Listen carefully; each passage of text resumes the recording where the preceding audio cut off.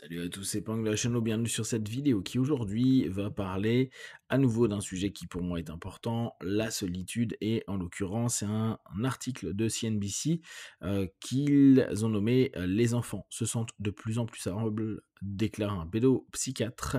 Voici comment les parents peuvent les aider.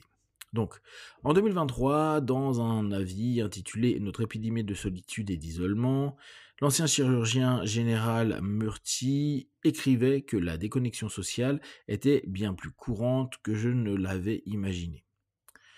Bon, pour ceux qui ont un peu écouté tout ce que j'ai partagé avec Hate et puis souvent les articles que je vous partage sur le sujet, vous savez qu'effectivement il y a une déconnexion dans un monde hyper connecté, c'est le fameux paradoxe social actuel.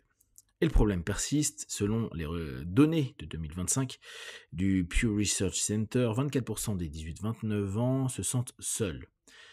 24%. Vous imaginez que ça nous fait un quart de la population des 18-29 se trouve seul. C'est quand même quelque chose d'assez énorme. Une personne sur quatre, un jeune sur quatre, pardon. Ou isolé tout le temps, ou la plupart du temps. Tandis que 20% des 30-49 déclarent se sentir dans les mêmes conditions. Donc, c'est quand même pas anodin, hein, 30-49, mais chez les jeunes, c'est encore plus important. Il s'avère que c'est encore plus vrai pour les ados. Plus d'un quart, 26%, des garçons de 11 à 17 ans, 11-17 ans, ça fait vraiment les piou-piou, hein.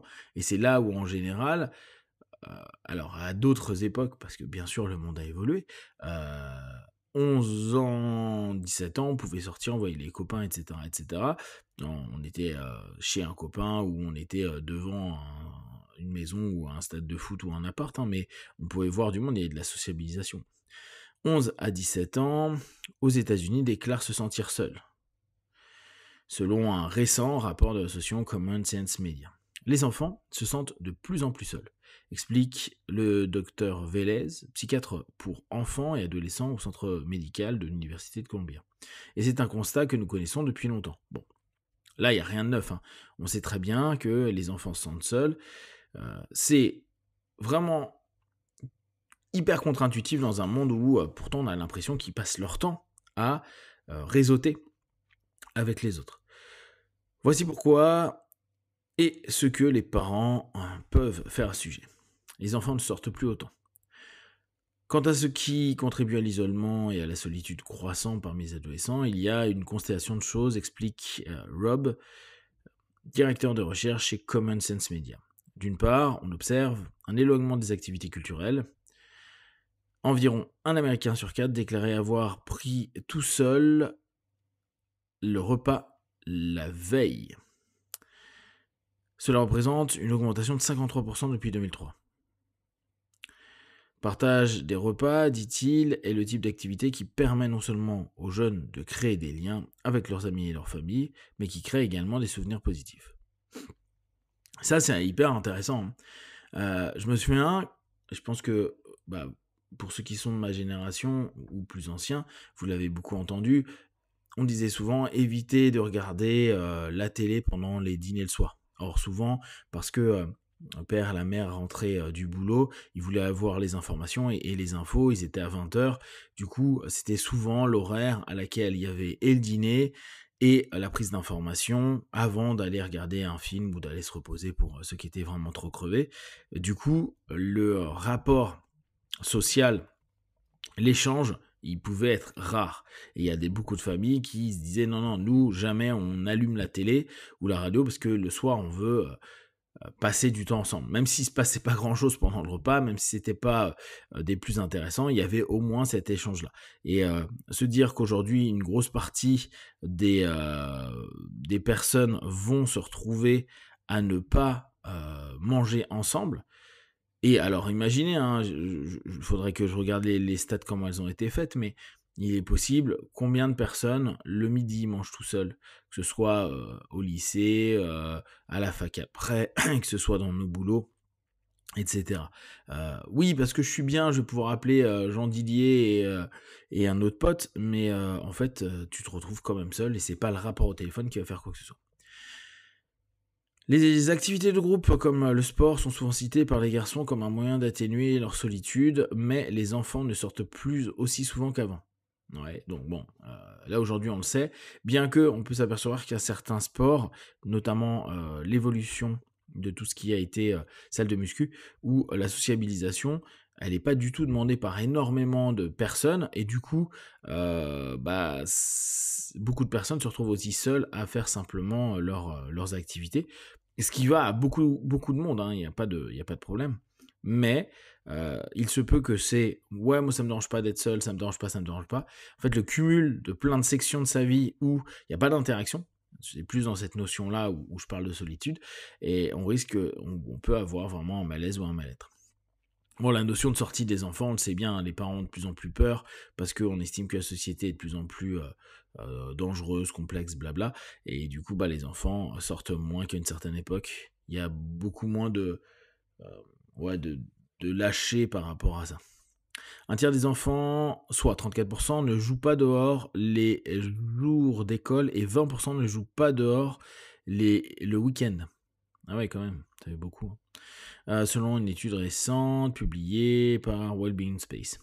Dans son livre en 2024, on reparle de hate, hein, Génération anxieuse, explique qu'avec la population croissante de termes comme danger des inconnus, un accès accru à des histoires alarmantes dans les médias, et une perte de confiance dans la communauté en général, les parents ont de plus en plus de peur à laisser leurs enfants jouer dehors seuls.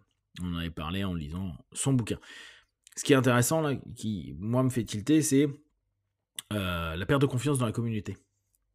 C'est vrai que cette notion-là, c'est aussi une preuve qu'on est devenu hyper indépendant, autonome et isolé. Et du coup, on n'est pas en relation avec les autres. C'est comme si même les parents entre eux ou, on va dire, le quartier, ils savent plus qui est qui fait quoi, et puis personne n'en a rien à faire.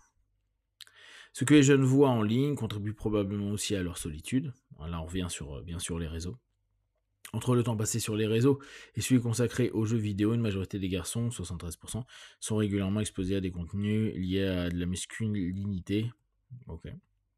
Ces contenus peuvent aborder des thèmes tels que muscu, réussite financière et violence. Ces contenus, généralement sous forme de podcasts, de vidéos YouTube, de TikTok, contribuent à renforcer une version de la masculinité qui se targue d'être très forte et stoïque, une masculinité qui ne partage pas ses émotions ni ses sentiments. Ça c'est vrai, on le voit vraiment beaucoup, hein. Vous voyez le nombre de vidéos, comme si le stoïcisme était devenu la clé de tout, absorbe ta solitude, ne partage pas, sois solide, sois fort, etc. Et il y en a énormément dans les motivational divers. Cela peut inciter les enfants à se replier sur eux-mêmes au lieu de s'ouvrir aux autres et de tisser des liens intimes. Cela peut ériger un mur émotionnel qui risque d'isoler davantage les enfants avec le temps. Okay. Alors c'est bien, hein, d'avoir, moi je pense, des quêtes, des façons de fonctionner, etc. Mais effectivement, le rapport au social reste un déterminant hyper important, et l'intelligence sociale est certainement un des éléments qui va permettre à beaucoup de gens dans les décennies à venir d'aller plus loin encore que ce qu'était intelligent socialement des générations précédentes. Pour aider les enfants à éviter ou à surmonter la solitude, les parents peuvent se privilégier les moments passés ensemble. Il s'agit d'offrir aux enfants une meilleure alternative à Internet. Cela implique de passer du temps de qualité avec leurs proches et surtout de protéger les moments privilégiés que les garçons passent avec leur famille et leurs amis. Garçons, filles, hein, je pense qu'il y a les deux. Lorsqu'il s'agit de veiller à ce que les enfants ne consomment pas de contenu en ligne qui provoque la solitude, ou tout du moins l'aggrave. Soyez curieux, pas furieux, ok. Rob suggère d'entamer une conversation avec ses enfants et adolescents au sujet des algorithmes, ok. Leur demander ce qu'ils ressentent lorsqu'ils voient du contenu lié à la masculinité. Par exemple, peut aider les enfants et les adolescents à commencer à se forger leur propre opinion. Alors, enfant, c'est pas évident, adolescent, c'est pas évident non plus. Ça se fait pendant l'adolescence de forger des opinions, et souvent ils n'ont pas forcément envie d'échanger, de partager avec leurs parents. Ce qui semble aussi assez logique et qu'il faut respecter également. C'est pour ça qu'il y a beaucoup de thérapeutes qui bossent beaucoup avec les ados. Aide recommande également d'appliquer des règles strictes concernant l'utilisation des écrans, de laisser les enfants sortir davantage. Ok. Donc, En gros, c'est jouer ensemble sans écran, c'est ce qu'il y a de plus amusant pour les enfants. Ça serait la conclusion de cette notion-là. Donc on se rend bien compte qu'on se retrouve toujours dans les mêmes cercles, qu'il y a malheureusement, pour l'instant, pas de réponse, pas de solution appliquée.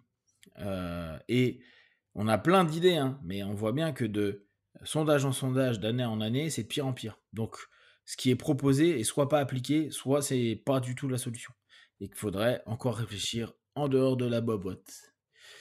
Si vous avez des questions à vous les partagez, n'hésitez pas. Comme d'habitude, de tout ce que je propose, ne prenez que ce qui est bon et juste pour vous. Testez, observez, analysez et concluez. Be one, ciao.